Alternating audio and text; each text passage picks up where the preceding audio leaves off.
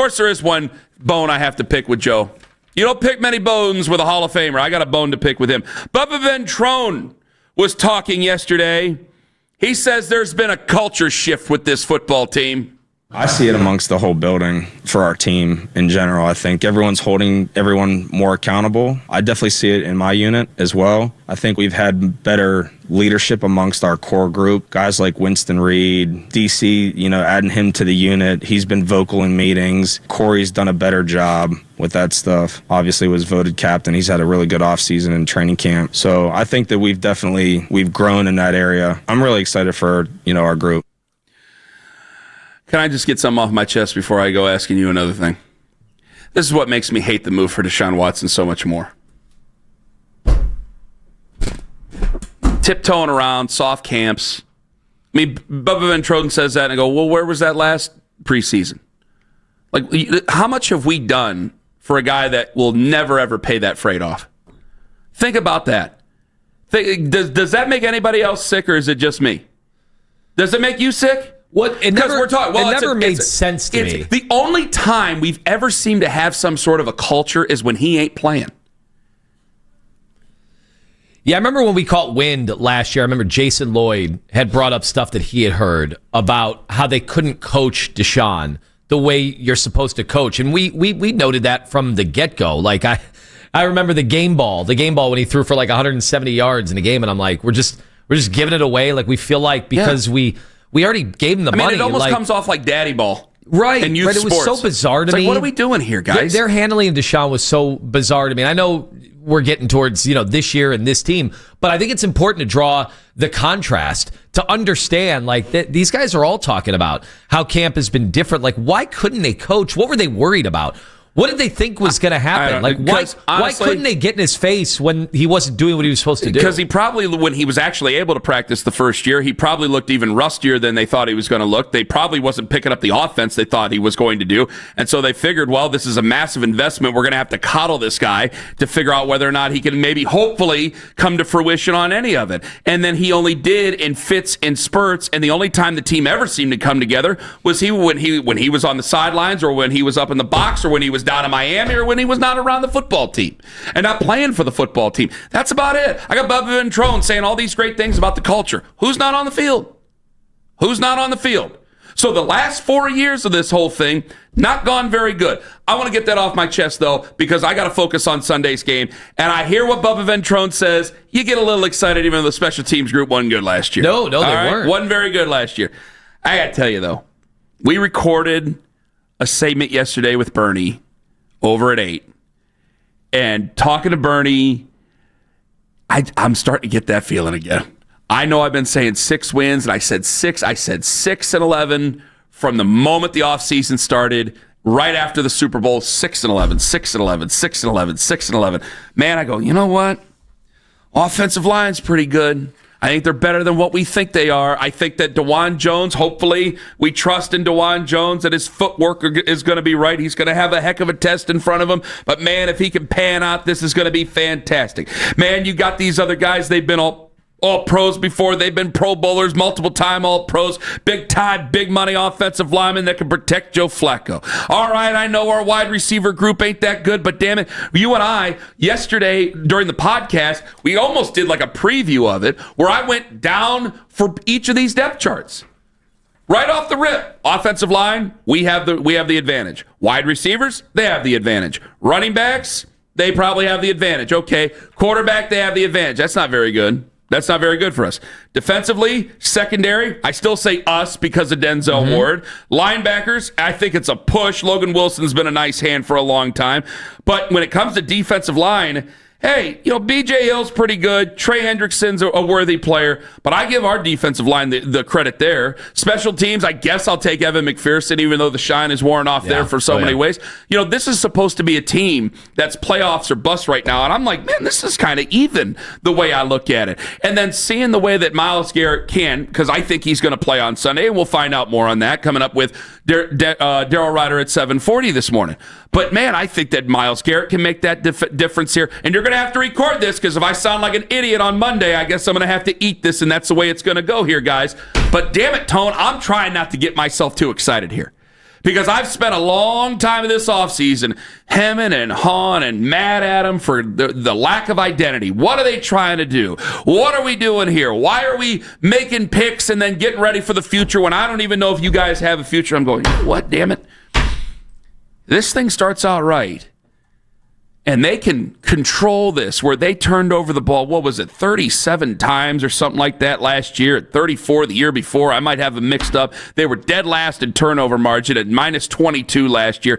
If they can eliminate the turnovers, line up and run the football, Joe can play respectfully enough to give you enough space, they can complete some passes, play good, strong defense the way they did 2 years ago and the year before that, damn it, maybe this could be.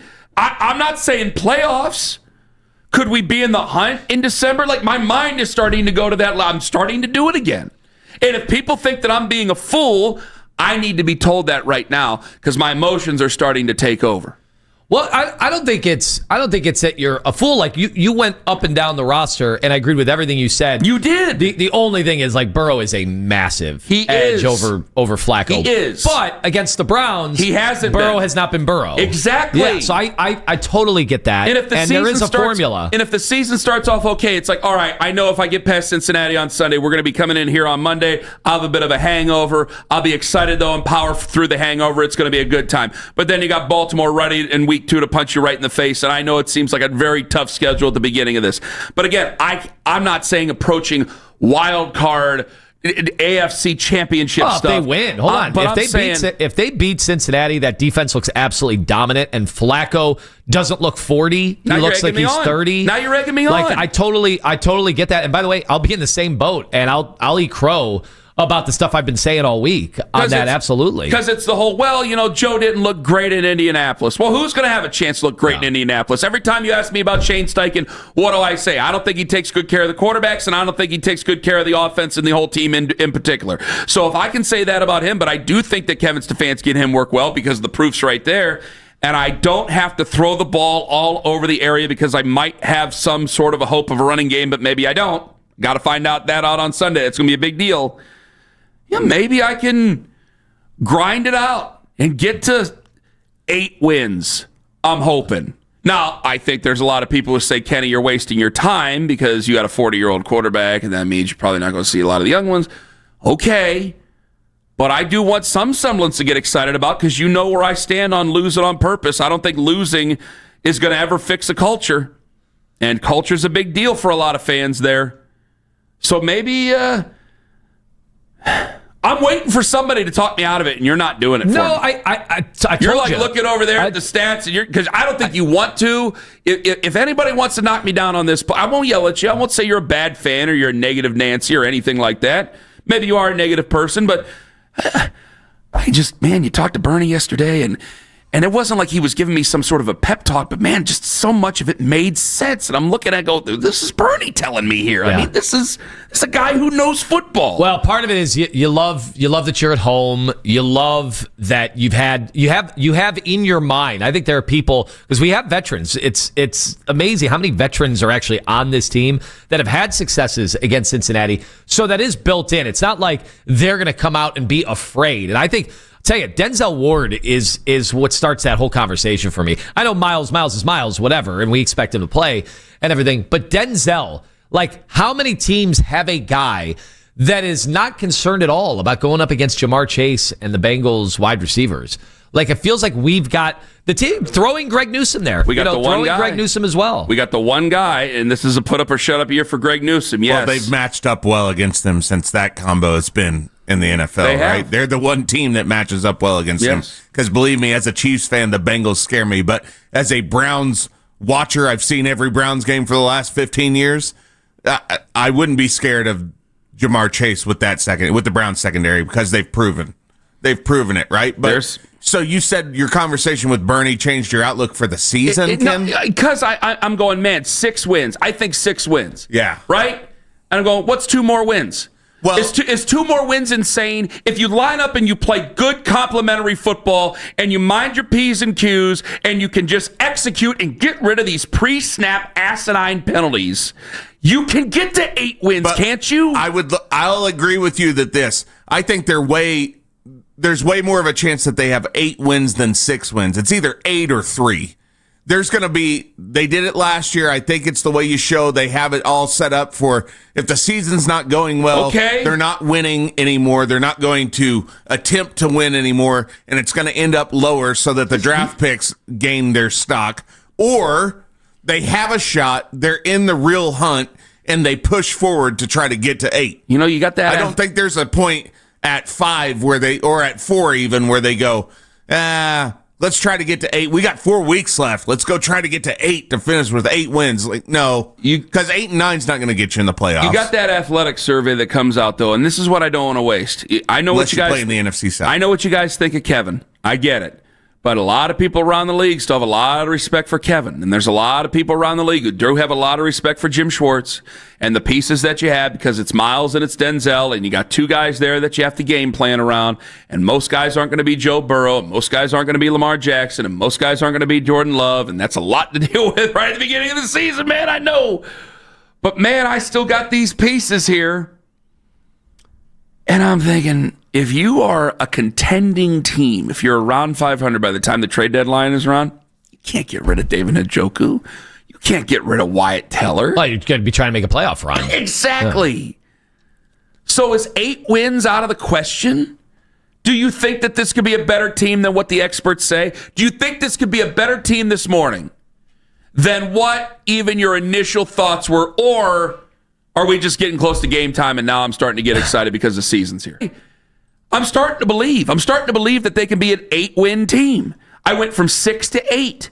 And if they play the type of football, because there's still pieces here. How many pieces are here from the 2023 playoff season? A season where they turned the ball over like crazy and still made the playoffs. How many pieces are still here? Yeah. A whole bunch of pieces, including 4/5 of the offensive line, if I'm not mistaken. Okay. I still got Miles. And yes, I know I sound like I'm talking myself into it, but I'm going, what's stopping them? And you can say, well, they don't have Nick Chubb. They didn't in 2023 either.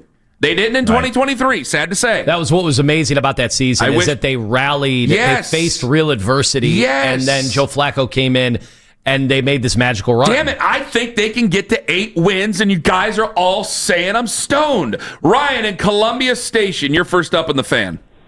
Good morning, guys. Hi, Ryan. 2 things. First, end the friendship. Yes. Well, wait, you don't have to end the friend. Oh, if they're willing to end the friendship over you not coming, then I guess they're doing you a favor. I wouldn't want to end the friendship. He brought it up. Yeah, true. He said end the friendship, not me. Fine. Fair enough. Continue, Ryan. All right, Ken, your argument here is the roster and talent, correct? You look at the roster, you see talent, you think that they could be this good team. Is that correct? Is 8 wins good? I wouldn't say they're good. I would say it's mediocre. Okay, we've had way more talent on our roster before. We've been way less successful. What makes this year any different? Because I think you're going to get some competent quarterback play where before you did not get competent quarterback play. I want nothing more than to have 2023 all over again with Joe Flacco. That was the funnest season I remember watching in a long time. But there's even less talent than before, so I want it to happen. I just don't see it happening. I'm not going to shame you for saying more wins than what I would put them on, but... Well, sometimes, no, we can, like, as Lima said yesterday during the Medina segment, we need to bring back shame. Maybe I needed to be shamed. If you want to shame me, Ryan, shame me. All right, I'll shame you. Okay. I'm not going to feel ashamed right now, but you know what? If they go ahead and they lose 38-7 on Sunday, then Ryan at Columbia Station can call in and say, Ken, you should be ashamed of yourself for being that stupid. But real quick, before you take this call, there's been a big debate at the station about what's more likely to happen, a blowout or whatever. We could all admit, like, man, if it's not going to be a blowout. If the Browns did get blown out on Sunday, and you know who we're talking about immediately. It's not Dylan Gabriel or Bailey Zappi. What? Another quarterback. Oh, we're not talking about him today. I mean, they're going to show him the entire second half. I'm not talking about that him were to today. happen. Even though I'm in uniform, even though I was the one to ask the question yesterday to Kevin Kugler, I'm not having that discussion today. Today's discussion is about Sunday and the great possibilities for the Browns right now in this season. Damn it, Irv in Mayfield Heights, you're next up on the Fan. Hey guys, what's up? What's going on, Irv? Give it to us. What do you got? Okay, man. I'm a man of great faith in the Browns, okay? I think this is going to be a 10-win season because I think it's going to be like that 2023 season, okay? 10 wins? 10 wins. All right, if you guys are saying I'm high, then, I mean, my God. Call me crazy. You're like Richard Pryor with a spoon blowing up in your face, God rest his soul. If I'm the one who's high and then you're saying 10 wins, or Irv, tell me how they're going to get to 10 wins. Wow. He can't explain it. Well, you can't explain it. Quarterback? It's quarterback room. Hold up. Quarterback room. Okay. And our defense. Last season, we didn't have an offensive line or a quarterback play, okay? Plus, they weren't conditioned well before the start of the season, okay? This season, they're ready, definitely. 10 wins. 10 wins. Quote me on that. Okay, Irv, I will quote you on 10 wins. I don't, and thank you very much for the call and listening and the kind words and everything. I'm not willing to go as far as 10 wins. I'm going to 8 wins. I think it can be a mediocre season, and that's my aim. You got 2 first-round picks. I don't want to hear about the joys of losing and all that other stuff. That will be a loser's lament possibly in December if I'm wrong.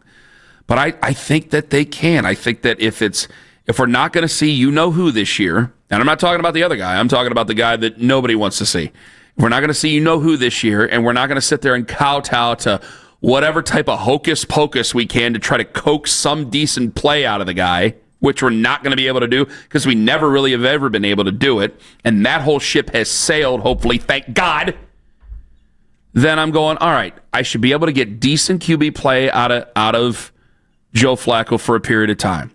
When it gets turned over to Dylan, I think Dylan's going to be a cyborg for Kevin Stefanski.